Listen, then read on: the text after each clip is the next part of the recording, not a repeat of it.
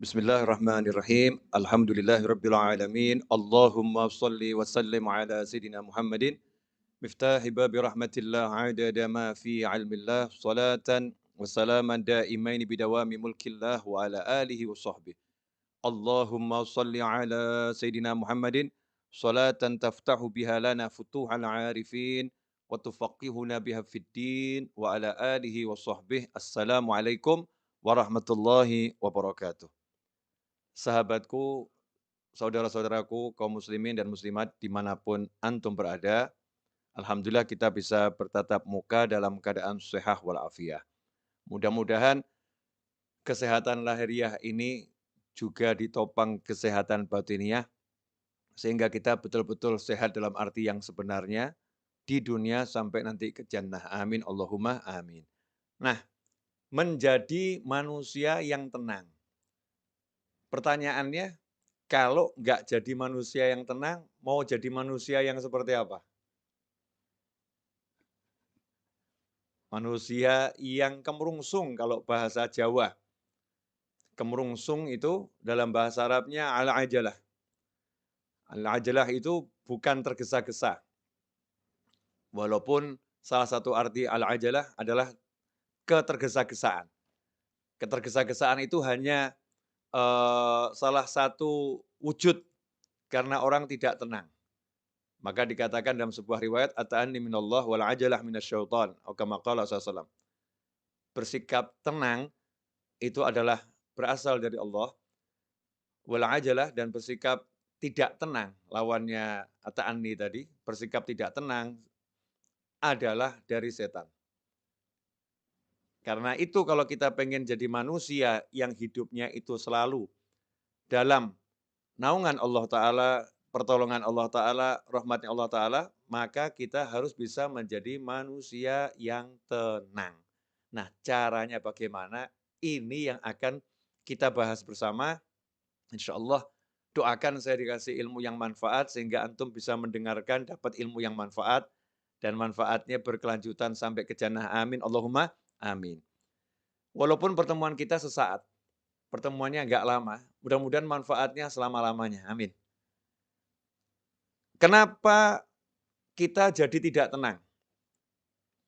Jawabannya adalah karena kita merasa terancam. Terancam jabatannya, jadi nggak tenang. Terancam batas waktu pengerjaan tugasnya, jadi nggak tenang. Terancam batas waktu membayar hutang.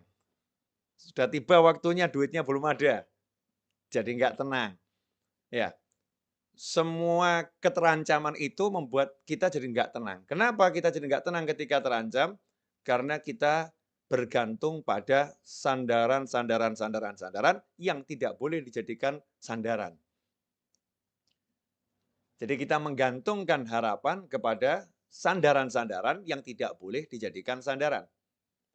Di mana Allah telah mewahyukan di dalam surat Al-Ikhlas, Qul huwallahu ahad, Allahus samad. Katakanlah, hanya Allah yang Maha Esa. Kalau bahasa lugasnya, yang ada itu cuma Allah, yang lain nggak ada. Yang ada cuma Allah, yang lain nggak ada. Bosmu yang nggak ada, kemudian partnermu yang nggak ada, tabunganmu nggak ada, kepandaianmu nggak ada, semua nggak ada. Yang ada itu cuma Allah Ta'ala. Yang berlangsung itu ya hanya keputusannya Allah Ta'ala. Yang berkuasa ya hanya Allah Ta'ala. Yang bisa mengizinkan sesuatu terjadi hanya Allah Ta'ala.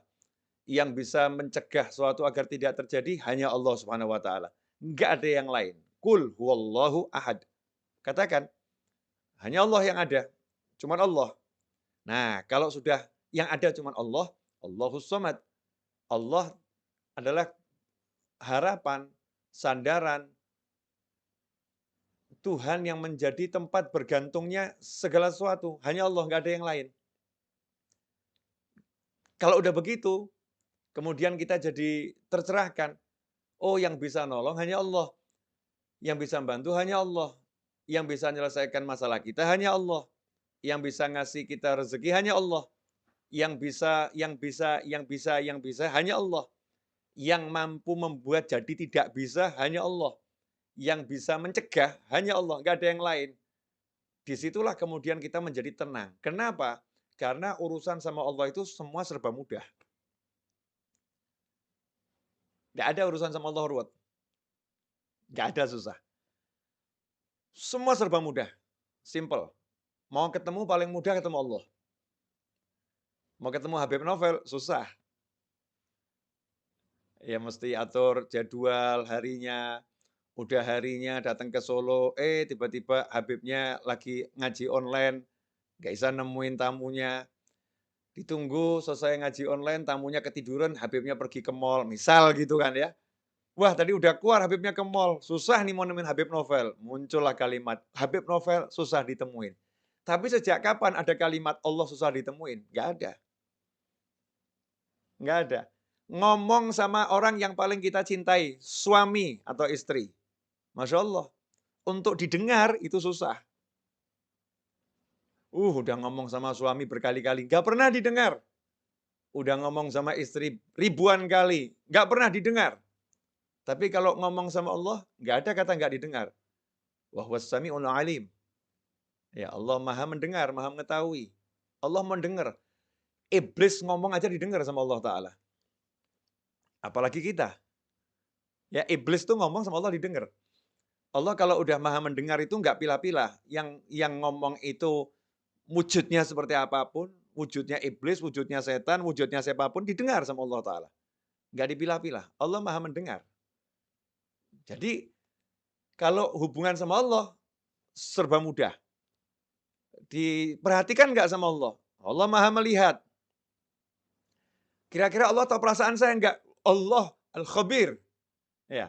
Sampai hal yang paling detil pun dari diri kita, Allah maha mengerti. Kira-kira Allah nanti berempati enggak sama saya ya?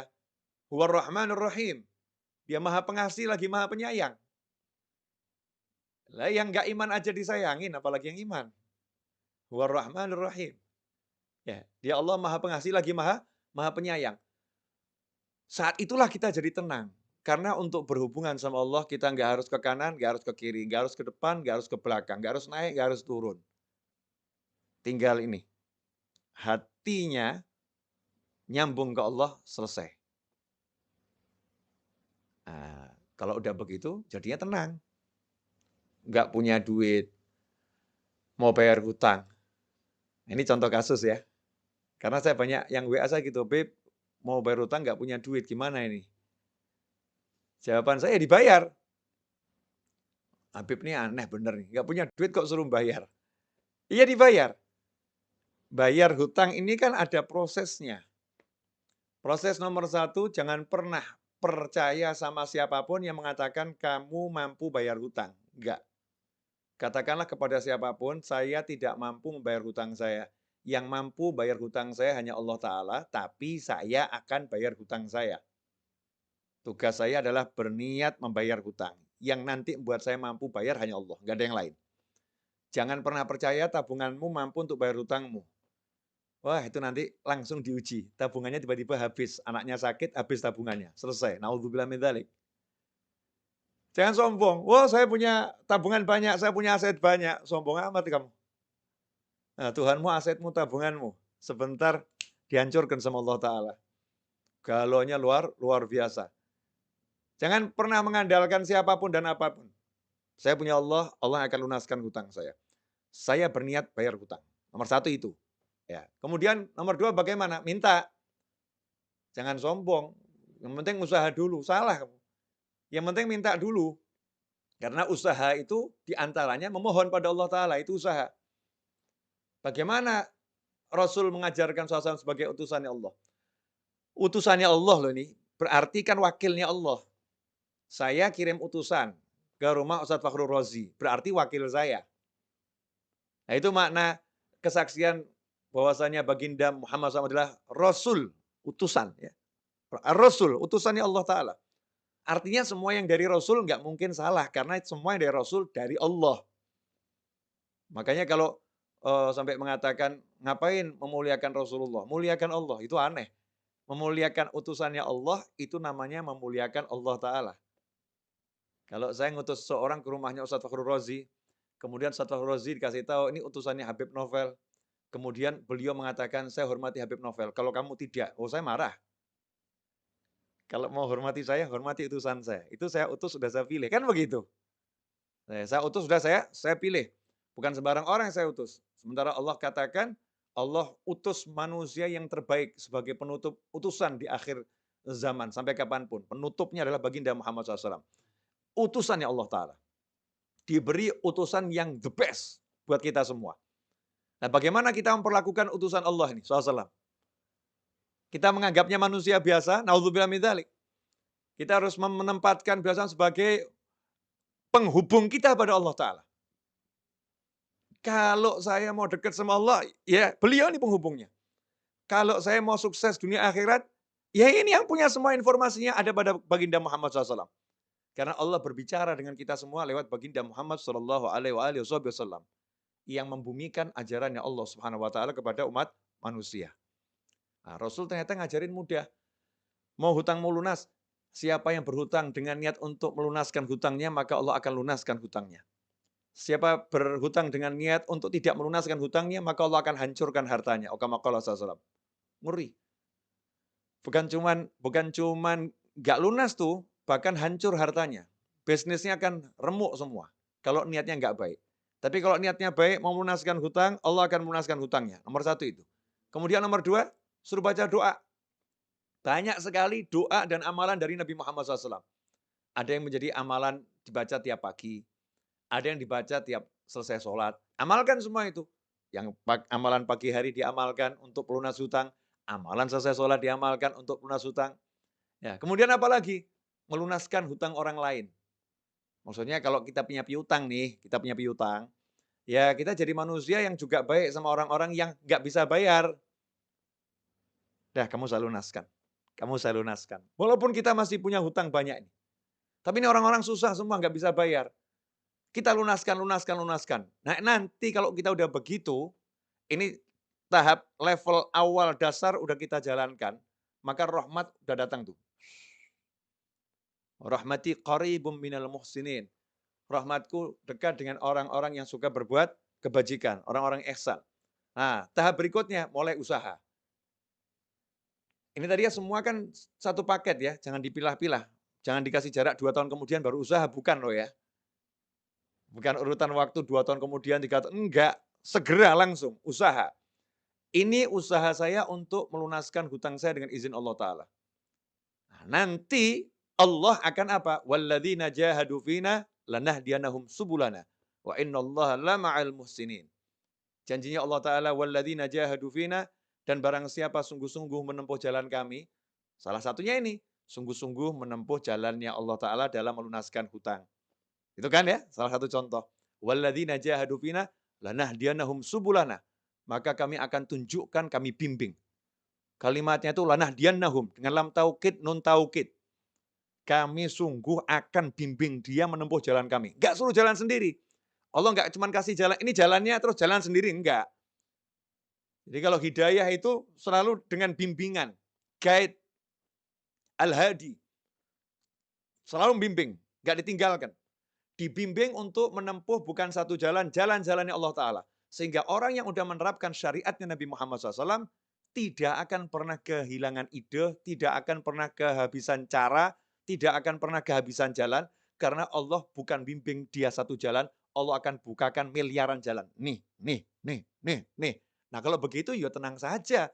Lawang dikasih tahu sama Allah solusinya segitu banyak kok. Masa nggak tenang? Bleng. Nah yang ada sekarang gimana? Pusing.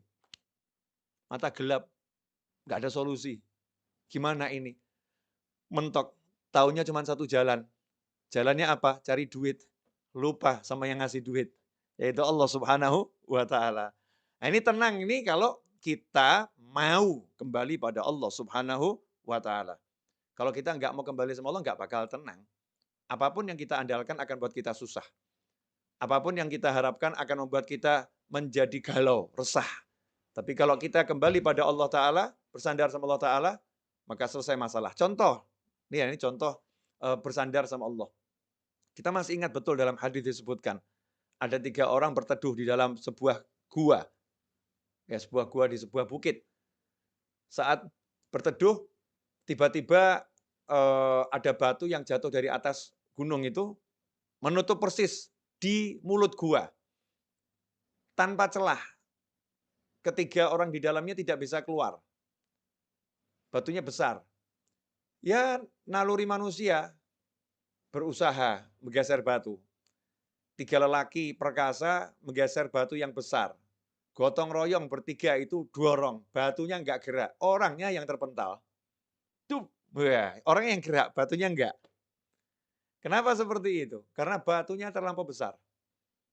Apa yang dilakukan? Apakah bersandar pada kekuatannya? Apakah bersandar pada tenaganya? Itu yang menyelesaikan masalah? Apa kemudian berharap ada orang nanti yang bawa traktor, buka nyingkirin batunya, itu menyelesaikan masalah? Enggak. Yang diajarkan oleh Nabi Muhammad SAW saat itu adalah langsung kembali kepada Allah Ta'ala. Udah jangan mikir manusia lagi, udah kayak gitu kok mikir manusia. Ya siapa tahu ya nanti ada manusia di luar nolong saya, siapa tahu ada, siapa tahu ada, siapa tahu ada. Ya yang pasti ada kan Allah, kalau yang lain kan nggak ada. Lah ngapain mikirin yang nggak ada, yang ada nggak dipikirin? Kan bodohnya kita luar biasa. Nah, kan Allah ada, selalu ada. La ilaha illallah Muhammadur Rasulullah SAW. Maka saat itulah yang satu mulai ngomong. Ini hadisnya kan panjang tuh ya. Saya ambil poin singkatnya saja. Ya Allah, saya pernah ya mencintai seorang wanita. Cinta luar biasa. Dia saya ajak zina. Selalu menolak. Suatu ketika akhirnya dia butuh duit, dia mau. Nah, ketika dia sudah mau saya ajak zina, uang udah saya serahkan karena dia butuh duit tadi untuk kepentingan keluarganya yang mendesak. Tapi dia ini orang yang baik, terus dia bilang sama saya gitu, takutlah sama Allah. Akhirnya saya tinggalkan dia, uangnya nggak saya ambil, dia saya tinggalkan karena saya takut sama kamu ya Allah. Kalau ini ikhlas karena kamu ya Allah, tolong ya beri kami jalan keluar dari masalah ini. Yang terjadi apa? Batu yang gede bergeser tanpa ada yang geser. Cuman belum cukup. Karena Allah ingin mengajarkan kepada yang lain. Ini kan masalah berjamaah. Masa yang dikasih solusi cuma satu orang, yang lain enggak. Maka yang lain disuruh juga, ayo kalian gimana? Yang satu, saya ini sama ibu saya, ya cerita yang cukup populer nih hadis ini. Yang satu saya sama karyawan saya. Akhirnya berkat tiga-tiga ini minta tolong sama Allah dengan ya tawassul pada amalan yang dipersembahkan untuk Allah Ta'ala. Hasilnya apa? Tergeser batu itu, selesai. Jadi sebetulnya mudah ya nyelesain masalah itu. Ngerayu Allah. Ya, suruh ngerayu Allah aja kok nggak bisa ngerayu suaminya, Masya Allah. Sampai nangis-nangis. Ya, nangis, ngerayu suaminya. Nggak dikasih. Tolong yang beliin handphone yang. Udah nangis nggak dikasih. Sakit itu. Ngerayu istrinya. Ayo yang pindah rumah gitu ya. Di rumah orang tua saya, ikut orang tua saya. Suaminya yang ngerayu istrinya. Sampai nangis. Istrinya tambah marah-marah. Pinter ngerayunya. Gagal juga. Ya sakit hati. Nah ini kalau kita merayu Allah Subhanahu wa Ta'ala, Masya Allah, merayu Allah itu mudah. Allah itu dirayu dengan oleh hambanya itu senang gitu. Karena Allah maha mencintai. Ya Allah maha mencintai. Jika kalau ada yang merayu Allah, Allah senang. Ya tinggal kita bermanja-manja sama Allah Subhanahu wa Ta'ala. Ya Allah, wah cari duit susah ya Allah. Ini kata orang-orang cari duit susah ya Allah. Tapi kalau carinya dari kamu nggak pernah susah kan ya Allah. Ya, please ya Allah, ini saya lagi mau jualan barang nih ya Allah. Cuman hasilnya nggak banyak ya Allah. Saya mau jualan kamera, hasilnya paling 8 juta ya Allah. Cuman saya minta rezekinya 1 miliar ya Allah. Malaikat ketahuan, ini manusia yang pinter ini. Yang lain ngomong sama dia, ini orang ngelamun. Jual barang 8 juta kok minta rezeki 1 miliar. Ini orang ngelamun ini. Ini kata manusia yang ngelamun. Malaikat bilang, ini orang pinter ini.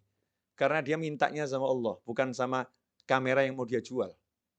Dia mintanya sama Allah Subhanahu wa Ta'ala. Subhanallah. Tiba-tiba kameranya nggak laku, duitnya datang banyak. Dus. Ya, tiba-tiba. Nah, dari mana itu? Wa may yattaqillaha yaj'al lahu makhrajan wa yarzuqhu min haitsu la yahtasib.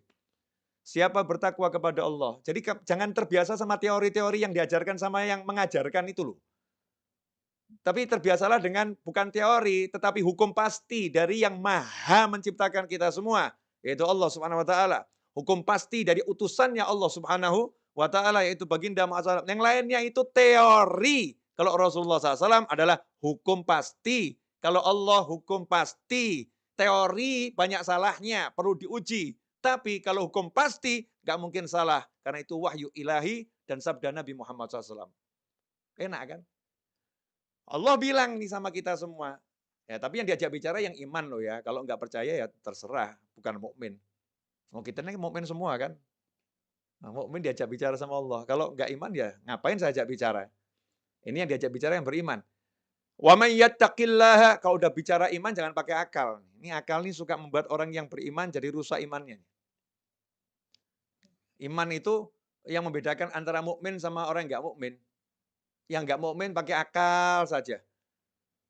Tapi kalau yang mukmin nggak butuh akal dia. Aku percaya sama Allah kok. Nah gimana? Ya urusannya Allah. Aku percaya sama Allah, selesai.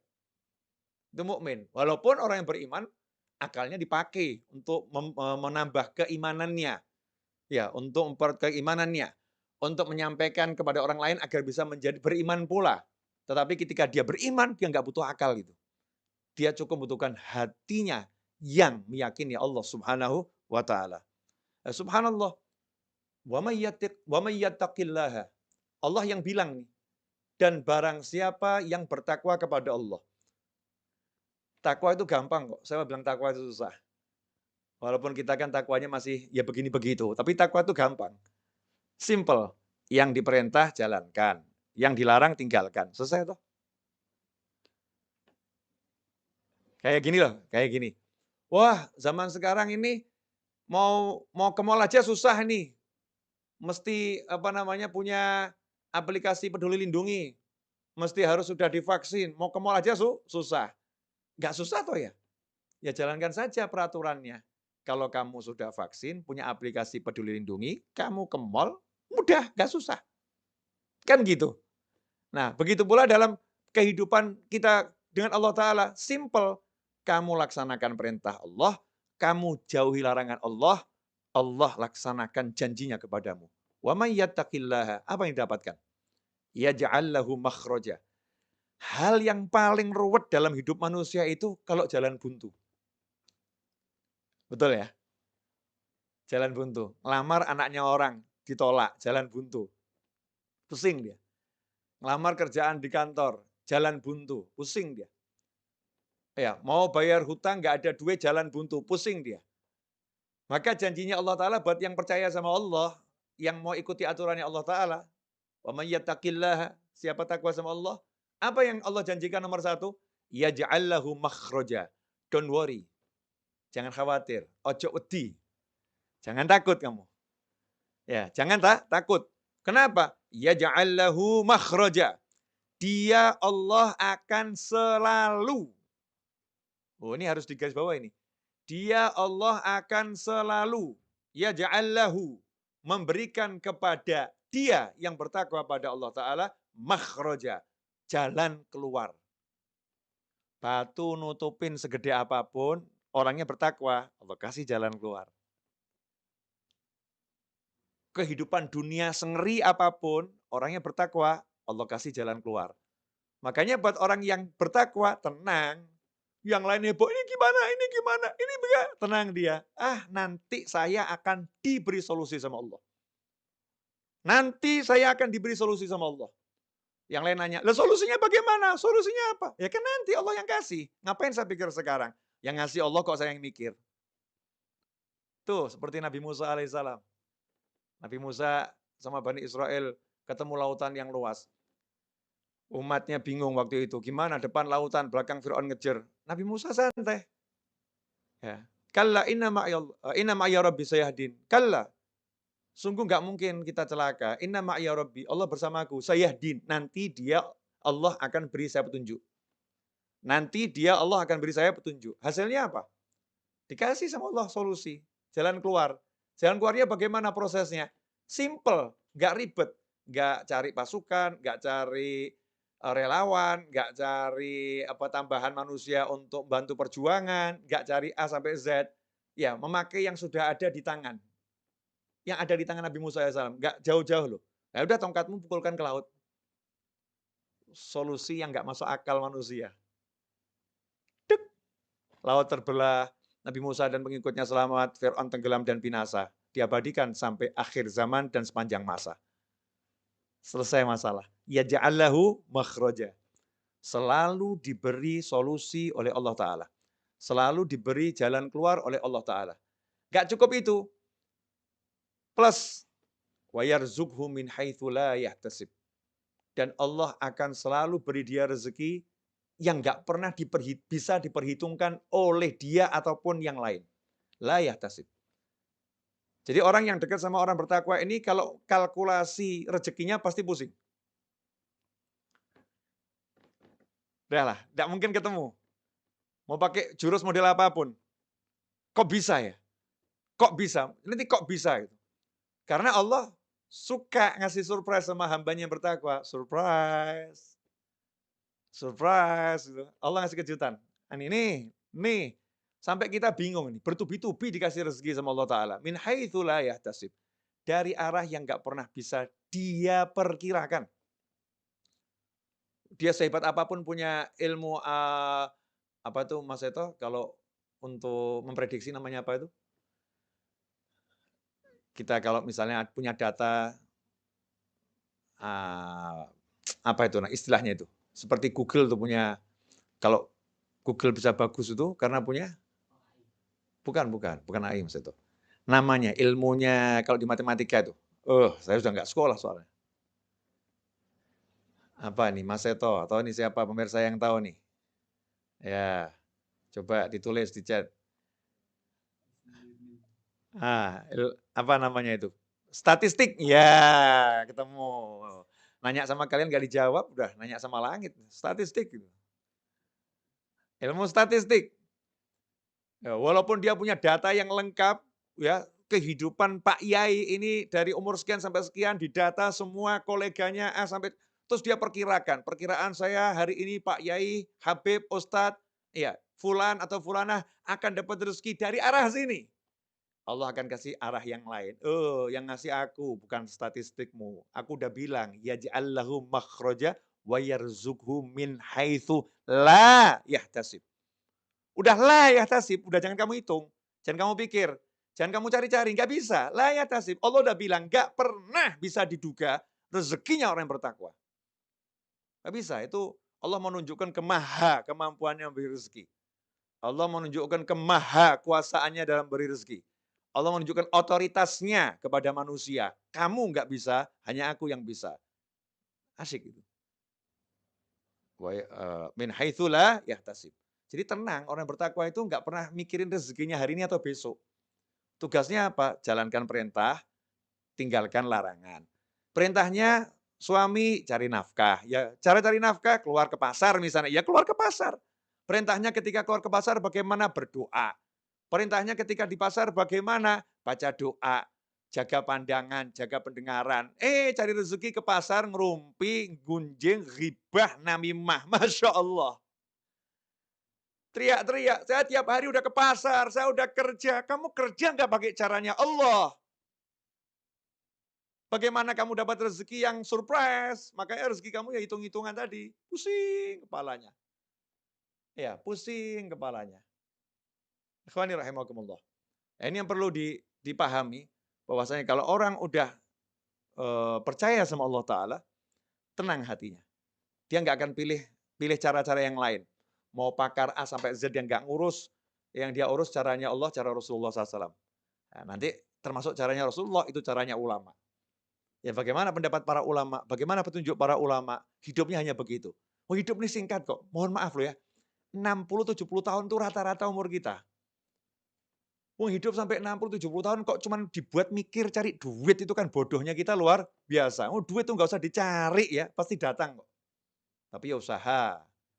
Nah usaha itu doa, ya, usaha itu pergi ke pasar, kan gitu. Tapi jangan mikir cari duit, jangan. Habis energi. Ya, sayang. Mikir cari solusi.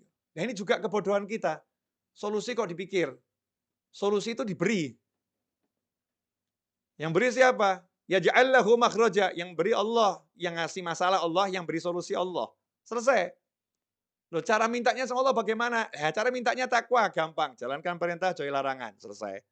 Jadi sekarang sukanya yang aneh-aneh, suka hidup ruwet, mumet, pusing, ya, pakai cara-cara yang nggak benar, cara yang nggak beres, cara yang benar, yang beres nggak dijalankan, yang nggak beres apa namanya, dijalankan, yang beres nggak dijalankan. Ini menyebabkan kita hidup dalam ketidaktenangan.